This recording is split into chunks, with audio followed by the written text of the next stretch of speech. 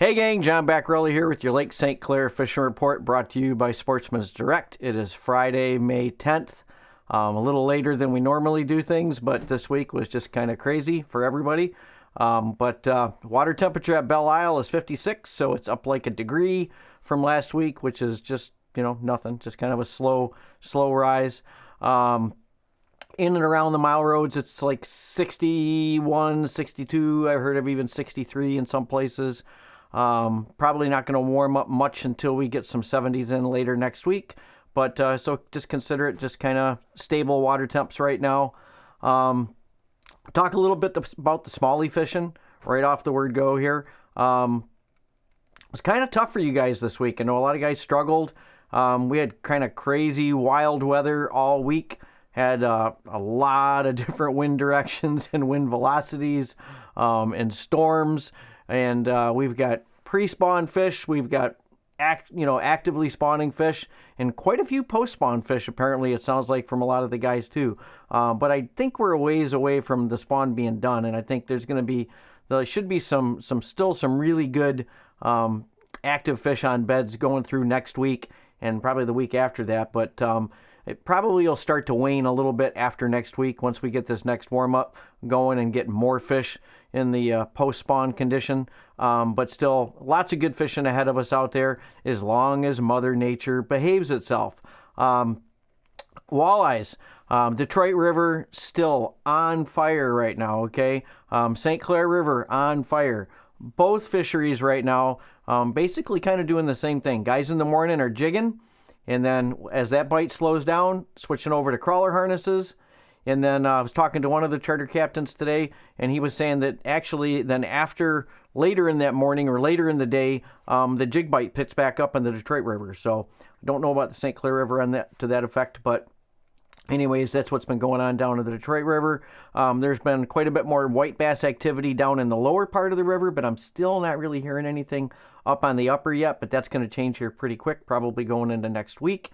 But regardless, still lots of walleyes being caught in the Detroit River, the St. Clair River, whether you're jigging, whether you're trolling harnesses, whether you're fishing from shore, whether you're hand lining at night like my buddy Isaac and his dad did on the Detroit River, just absolutely pounded them at night pulling wire down there on the Detroit River. Hearing the whippers are just tearing them apart up on the St. Clair River at night. So never quite could understand that differential, right, between the Detroit River pulling wire and the St. Clair River with the whipping. It just got to be strictly like a water velocity thing. But anyways, that's the way it is. Like St. Clair River, they whip at night.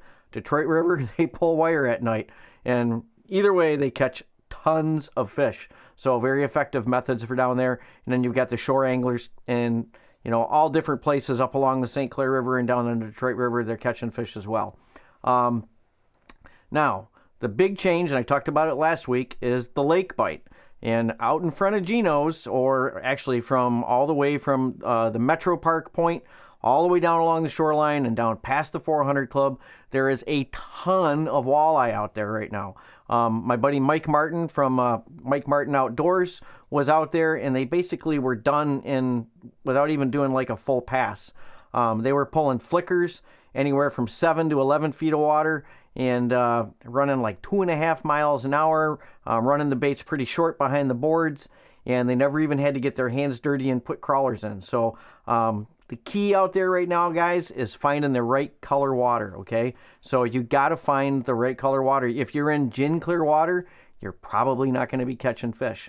You could be catching them anywhere from that greenish color water into that real dark water, but you need to find color in the water. So if that water color changes while you're fishing during the day, you need to follow that color water. Those fish will stay in that off-colored water.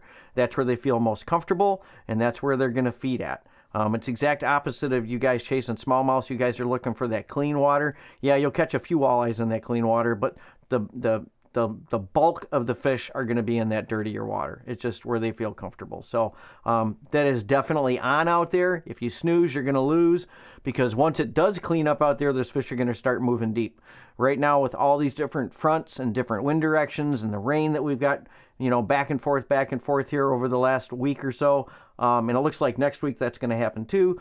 This should keep that watercolor, that turbidity level up, and it's going to keep those fish in there, hopefully. So Dennis Anderson continues, to show us too that the catfish like that dirty water, and he's been out chasing cats. You guys know I always put Dennis on here.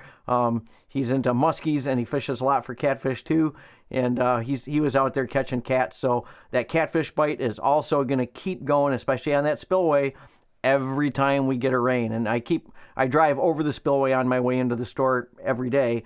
And so I'm constantly looking at it, and the water levels are up, so those catfish are still going to be feeding. And it's also sending out that plume of dirty water out into Lake St. Clair, okay? So that's one of the things that helps hold those fish in that bay area between the Metro Park and the 400 Club. And as the wind direction changes, it takes that water plume and it'll push it to the north, or it'll push it to the south, or it'll allow it to go out deeper.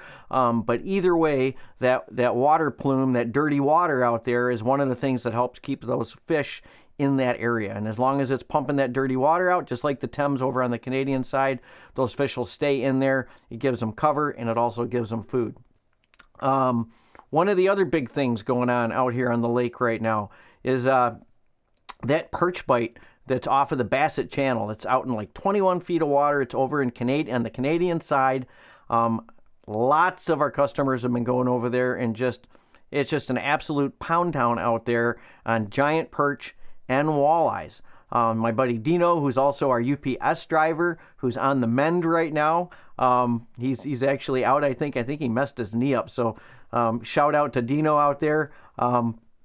But I know he was able to get out, and he was able to score on some of these big perch and walleye out there. Mike Martin from Michigan, or from Mike Martin Outdoors, was also out there. They absolutely slaughtered them. And I know there's multiple guys that I know that have been going out there and getting them. And it's been a very consistent bite once you find the fish, with great numbers of big perch and also really nice walleyes out there as well. So that's like 21 feet of water off of the Bassett Canadian side. You should be able to see boats if you're out in that area, because you're not going to be alone. The weather this week was just crazy. We even had a power pole that was actually wasn't blown all the way down, but it was broke right out in front of the store there, right outside of the parking lot. And we had like 15 DTE trucks in the parking lot while they replaced that pole. All the folks to our north didn't have power for at least a day. There was quite a bit of damage, I guess, down on South River Road at one of the marinas down there. So just some kind of a wild weather week with lots of wind and lots of rain, and made it really tough on you guys that were trying to get out there and fish. Now, next week, it does look like things are going to straighten up a little bit. It doesn't look like we have as much wild weather coming in. They are forecasting some rain, but supposedly some warmer temps, at least getting into the 70s, hopefully later on in the week. For this weekend, it looks like the weather pick of the week is going to be Mother's Day. Tomorrow we're going to start out with a little bit of rain. It looks like, doesn't look like the winds are supposed to be horrible. Later in the day should be better tomorrow. But Sunday looks like it's going to be the pick day for everybody if you want to get out there and target whatever you want, whether it's smallies, walleye, perch. I mean, a lot of activity going on out there. Since it's Mother's Day, if you want to stop in at the store, you guys probably saw my post on Facebook. Pick up some leeches for Mother's Day. We just got a load of fresh live leeches at the store, and get out there, take advantage of it while you can, while these fish are in tight. As we get later into the summer, everything's going to move out farther. So if you're a kayaker, everything's in tight now. If you're a person that has maybe a small boat, now is the time to get out there and enjoy it. There's not as much boat traffic this time of the year. Get out, enjoy it, take advantage of the great fishing on Lake St. Clair. Hey gang, if you like our content, hit the little subscribe button and the bell icon, and you'll be notified as soon as we put out new stuff.